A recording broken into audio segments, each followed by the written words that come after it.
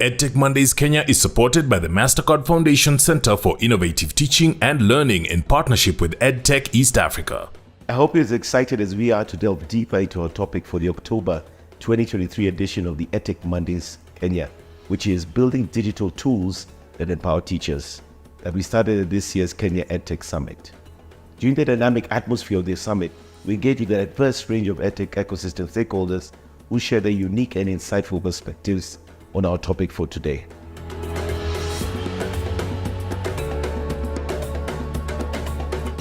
So the goal of the summit is to bring together the diverse ecosystem members to actually have a shared conversation around the work that they're doing, the latest evidence in EdTech, hot topics and trends, and then also what it really takes to make EdTech work in our context here in Kenya. So one of the things that we heard from our participants in the 2022 summit was they wanted to have more teacher, more learner, more school leader voices incorporated into the conversations we're having. So we really took that to heart. We know that it's really important to have those voices incorporated early into the design process so that we actually understand who it is we're building EdTech solutions for. I want to particularly call out how a convening like this brings together educators, especially teachers and the EdTech companies, to come and sit and kind of for the EdTech companies to understand the level of technology aptitude teachers have and how their solutions can fit within those, but also how to enhance teachers' learning abilities of adopting to technology in the classroom. I think it's also very good for the EdTech community to understand what are those pain points that teachers go through. Where do they seek help in improving learning outcomes given the various circumstances and conditions in the Kenyan classroom? And how does technology help bridge that?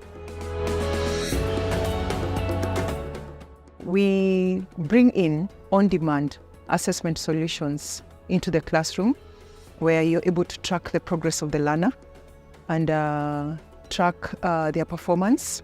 The teacher has the opportunity to create their own questions, but we also provide them a question bank that's already inbuilt, and they are able to assess the learner anytime, anywhere, with whatever gadget. So our system is web-based.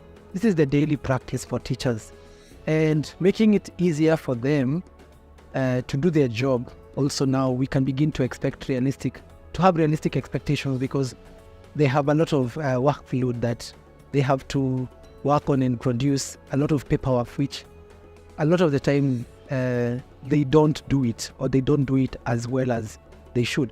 And so creating a forum where they're able to do their jobs really well, and then we have now this visibility of what's going on in the classrooms. They can tell outcomes at a formative level. When creating these tools for the teachers, one of the things that need to be considered is the relevance to the syllabus. The CBC syllabus usually has other supporting documents like the textbooks that are used by the teachers. So if they consider what is already in the curriculum, then it can be a good way of ensuring that these resources are used in collaboration with other already existing resources. Carrying forward from the momentum of the summit, we have the opportunity to have an in-depth discussion with our esteemed panel. We seek to connect the dots, bridging the gap between concept and reality, looking closely at what it really takes to create digital tools that enhance, empower, and elevate the teaching experience, all from a uniquely Kenyan perspective. As we explore building digital tools that empower teachers, to those watching today we ask, what can be done to improve digital tools for teachers in Kenya that will lead to better learning outcomes? Please share your thoughts with us on Twitter using the hashtag EdTech Mondays. But before we dive into our thought-provoking questions, let's meet our panelists. Stephen Ahura, a teacher from Kenya High School. Fridah Ngari, the co-founder and COO of Ntemata. And Tabitha Wairimu Ngugi, the learning science manager at iHub. Our sign language interpreter is Rosa Mono. So thank you very much for joining us today. And I think I'd just like to start off by asking you to tell us a little bit more about yourselves and what it is you do at your respective organizations. We could start with you, Tabitha. So, like you said, I'm Tabitha Ngugi, and I work as a learning science expert at iHub. That's just a fancy way of saying that I work with the innovators and the product guys to ensure that these fancy tech things that they're creating are actually targeting learning outcomes. So the education part of the EdTech, that's my thing. I'm Stephen Ahura. I'm a chemistry teacher and currently teaching at the Kenya High School.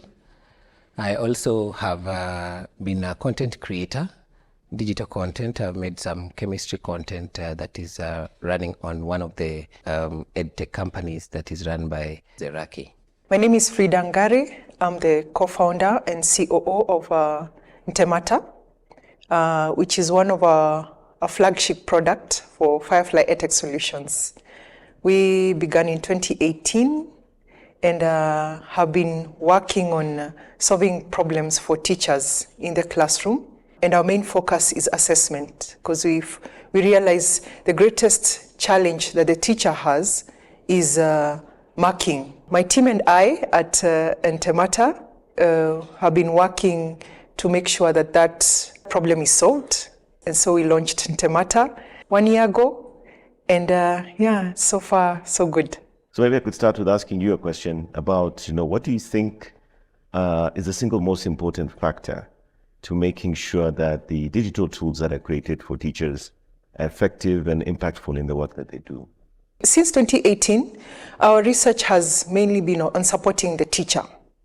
And the teachers struggle with digital tools, their motivation, building their confidence with digital skills and literacy, and easing their time so that they're able to apply technology that is increasing in all the industries, but is not yet being taken up in the education system or in our education curriculums. For me, the most important thing is that the teacher's capacity is built very well to fit with the fourth industrial revolution and the 21st century skills that every learner should have before they go into the market.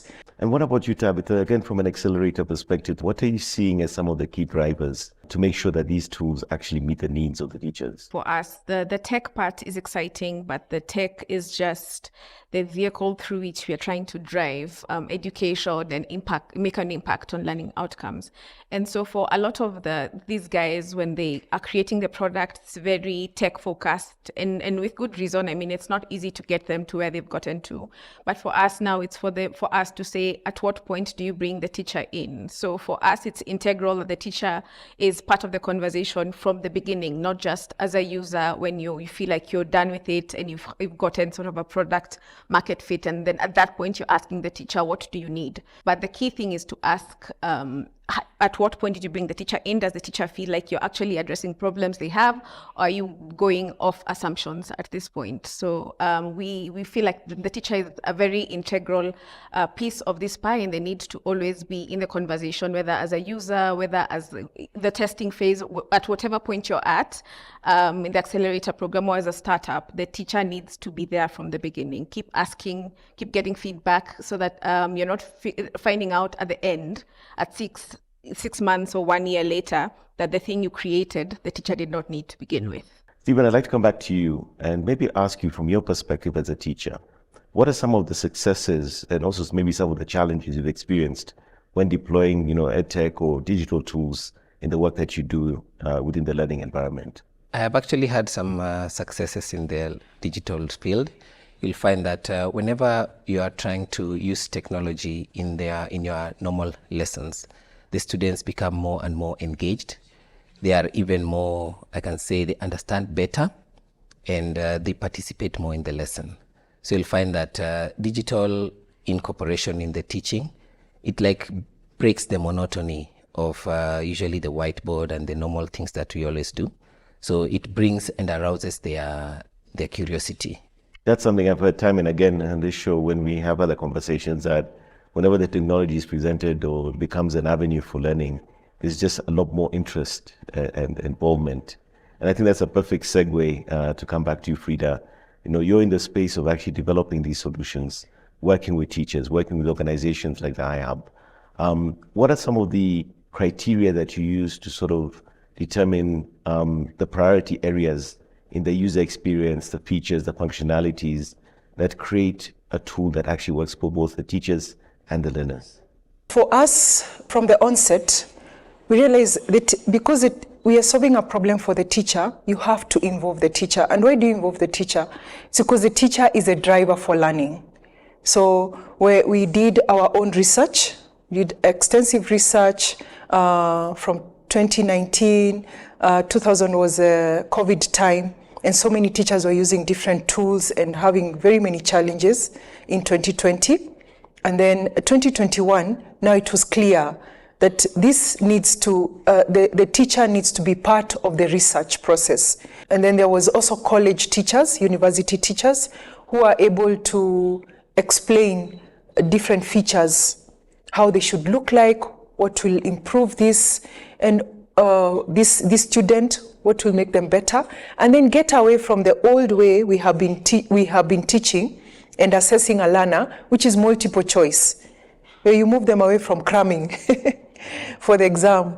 Yeah, but when you're out here, yes, you have an A, but when I ask you to do a skill, you're not able to actually actualize that skill. So, like, let this person be holistically assessed or holistically taught, have a full authentic learning experience.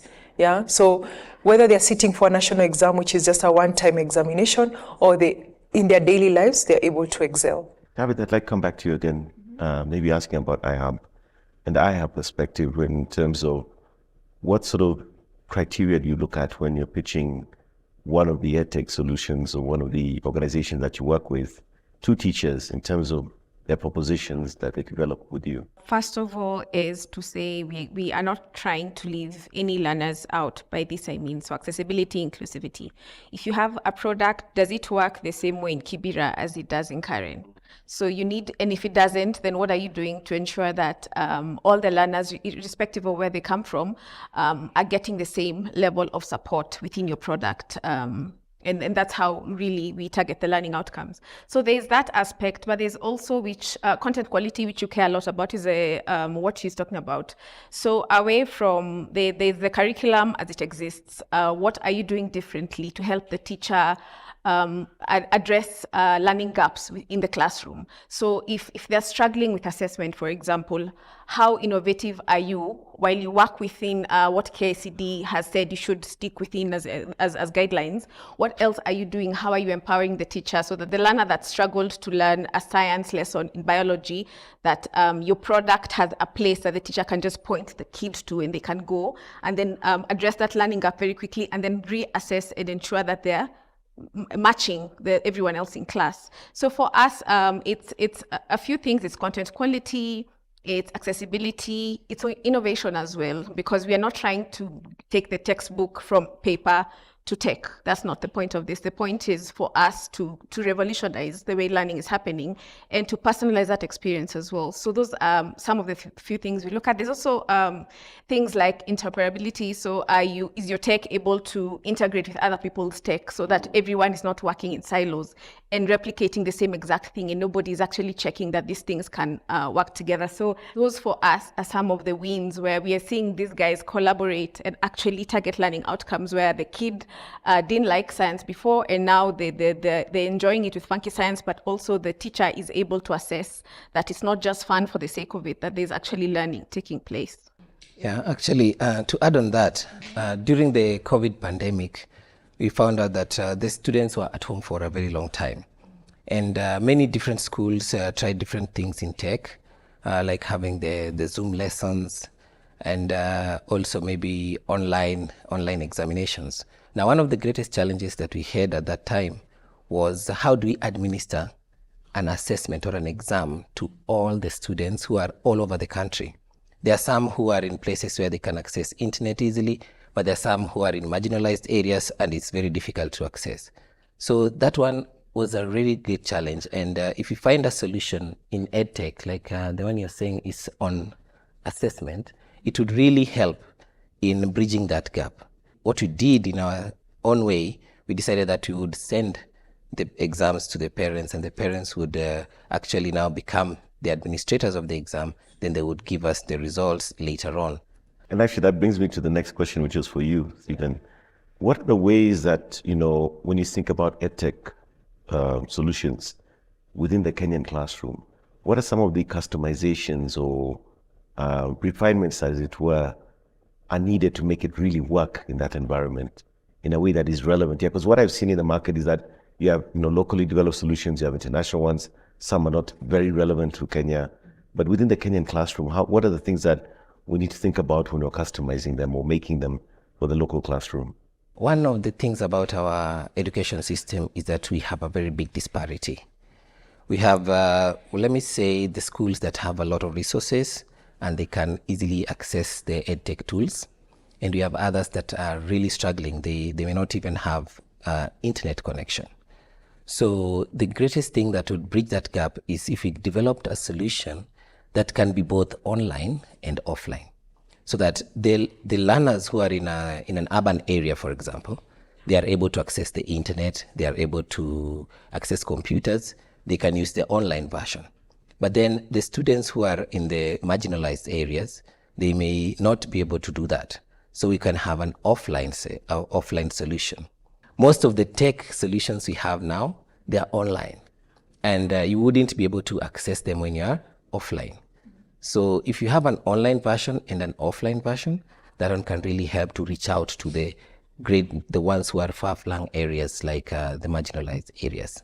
Tabitha, how do we make sure that the digital tools are culturally relevant for our stakeholders? So I'll be honest, it's a difficult question to answer because it's also an expensive thing to try and execute. So take them, for example, or even someone who's providing content. We try as much as we can to say, for example, if you're giving examples of things that people have at home, say with a science experiment, let me use that as an example. So you'll find that the example I used earlier, Funky Science, we went to a school the other day in the slums. And so the way they're used to doing it is when they say skewer and vinegar and use all these words, where they do it in private schools, those kids know exactly what to do next. They they understand what's happening.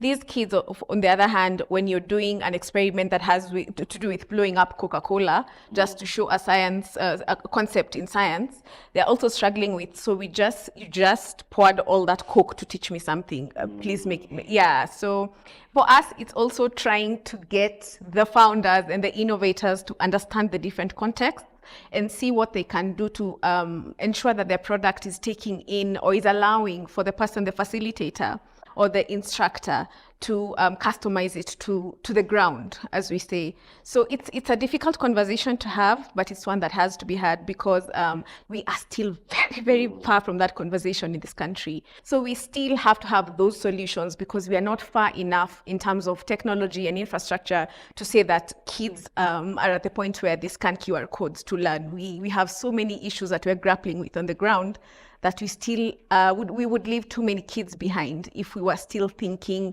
best case scenario, which is isn't what is happening on the ground right now. So what I'm hearing is the appropriate solutions for the level of the market, the level of the country, and so forth. Coming back to you again, how do you balance teaching through a traditional way and using digital tools at the same time? How do you bring those two together in your work? Okay, I would say that it actually goes down to planning. Because before I go into a lesson and start teaching chemistry, I have to think of what am I going to do so that these students can understand this concept. Because you see, the concept may be so simple for me because I've done it over and over, but for them it's a whole new thing. So it's all about the planning. So I might plan and say that this time this one is best learned using maybe a video. For example, one of the things that when you're learning in chemistry, you have is one of these industrial processes. The students may not have ever gone to any of these industries. And then when you try to explain to them how the industry is working, they see it as a whole new thing and they cannot even understand it easily. So if you bring in a video that shows the industry working and how the things are converted from one to another to the end product, then they will understand. So it's all about the planning. And of course, you may not really need to use the technology all the time. Because you'll find that sometimes when you use technology too much, the students become more passive. and you'll find they zone out.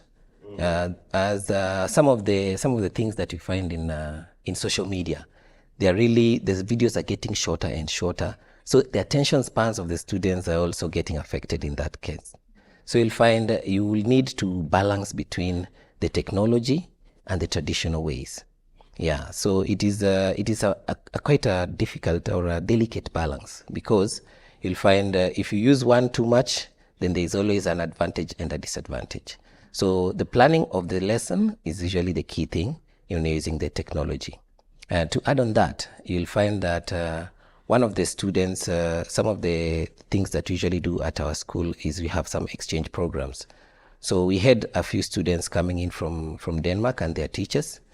And when they entered into our classrooms, where we're using just the chalkboard or the whiteboard, they were so amazed, because for them, they're used to having their laptops every day and all the assignments on the laptops. Then the teachers told me that one of the things they're trying to now fight with at their high level of technology is they're trying to bring the students back into writing with pen and paper, because they realized if you write with pen and paper, it brings in more retention and they have more engagement with the content. So there is actually have to be a balance.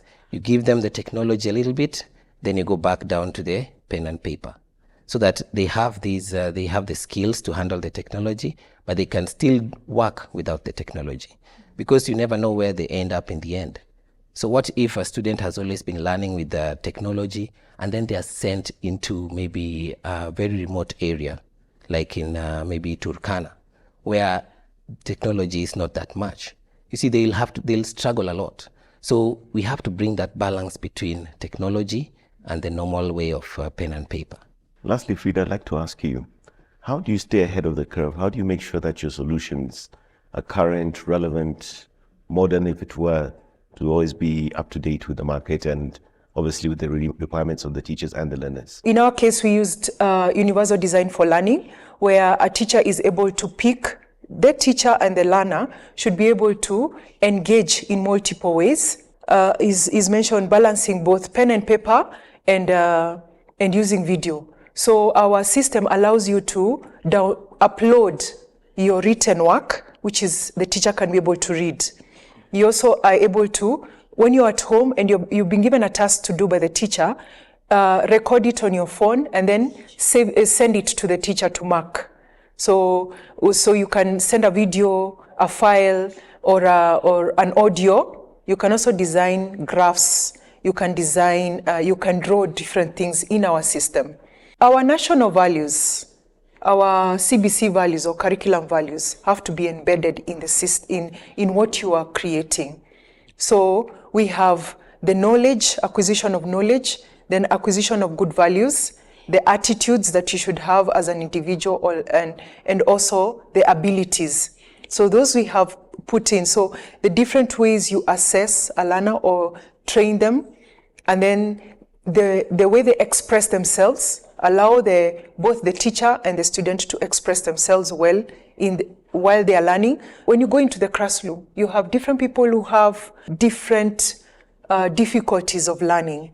So you need to identify how fast is this student, how slow is this student, and how do I make sure that by the end of the term, everyone has caught up. I would say that's a way we can improve the future of our education system and embrace.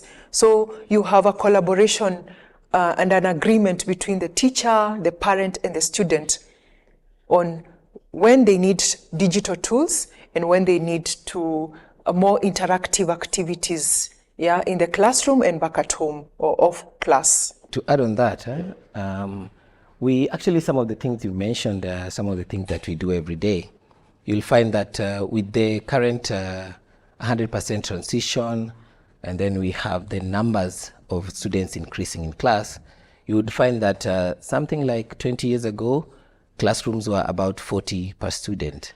And then now you're finding that we have 60 students per classroom. You realize that that number is big. And the evaluation is also a challenge, because for you to go through each and every student's work, that one is a lot of time. So with the technology, it can actually make the work easier, because I think the solutions can bring an easier way of assessing many students at once. And also the peer assessment is also a very powerful tool. You'll find that if the students are able to correct themselves, so you take one student and another student, then they check on each other, then they realize which kind of mistakes they could also make, and they become smarter. So I think the peer assessment is a very good tool. And if you incorporate such kind of activities in the digital platforms, then it will enhance the education system. So Tabitha, Stephen, Fridah, thank you so much for sharing today. We're delighted to learn more about what digital tools can be for teachers in Kenya, and more importantly, the current market or environment that we're seeing in the market today. The discussions from the EdTech Summit and today's session have underscored the significance of collaboration among stakeholders. It's evidence that while technology is a powerful tool, its true potential is realized when it resonates with the real-world needs and aspirations of our teachers and learners here in Kenya. It's important for us to remember while technology is transformative, it's our educators who remain at the heart of this transformation. Together with the right tools and intent, we can shape an educational landscape where every Kenyan learner thrives. Thank you all for joining us today. Please follow more of these insightful conversations on the Mastercard Foundation YouTube channel and the Young Africa Works Facebook page. I'm Moses Kemibaro, and I look forward to seeing you on the next edition of EdTech Mondays Kenya. EdTech Mondays Kenya is supported by the Mastercard Foundation Center for Innovative Teaching and Learning in partnership with EdTech East Africa.